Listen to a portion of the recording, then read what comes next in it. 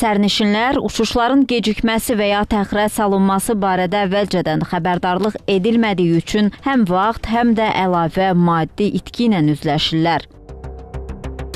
Bunu Milli Məclisin iclasında millət vəkili Siyavuş Novruzov deyib. Naxçıvan hava reysləri ilə əlaqədar bir məsələyə toxunmaq istəyirəm. Biz Naxçıvandan seçilən millət vəkilləri. Demək olar ki, Naxçıvanda hava reysləri avtobus reysinə dönübdür. Bilinmir nə vaxt gələcək, nə vaxt gedəcək. Gəlirlər aeroporta, deyirlər ki, 3 saatdan sonra gəlir.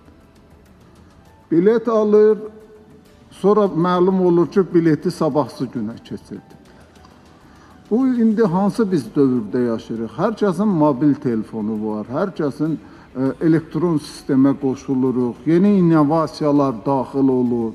Heç olmasa hər bir vətəndaşa mesaj göndərilsin ki, tutalım ki, reys 3 saatdan sonraya təxirə salınır. Deputat qeyd edib ki, bu problem hər iki istiqamətdə olan reyslərdə müşahidə edilir. Səbəbi nədir? Heç kəs də bu məsələləri izah eləmir. Vətəndaş xərc çəkir, uzaq bir kənddən durur, gəlir, taksi tutur, gəlir aeroporta, məlum olur ki, bunun keçirilib sabah buluşmalıdır. Bugün reys yoxdur.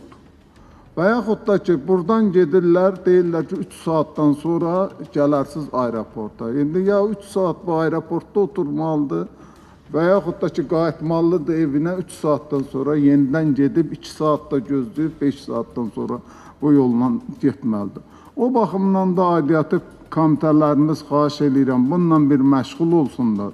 Öyrənsinlər, görsünlər, bunun səbəbi nədir? Bir səbəbin insanlara da izah eləsinlər. Milli Məclis sədrinin birinci müavini Əli Əhmədov deputatın fikirlərinə belə münasibət bildirib. Amma həqiqət bundan ibarətdir ki, təyyarə reyslərinin gecikməsi və belə halların meydana gəlməsi təkcə Naxçıvana aid olan məsələ deyildir. Hava şəraiti ilə əlaqədar və digər ekstremal vəziyyətlə əlaqədar təyyarələrin gecikməsi halları olur.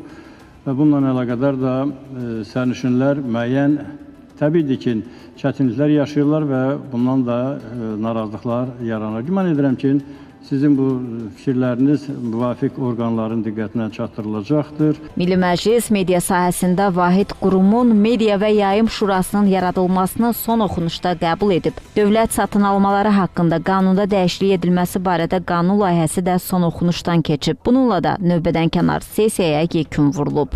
Şəhla Poladova, Samir Qasımov, Xəzər xəbər.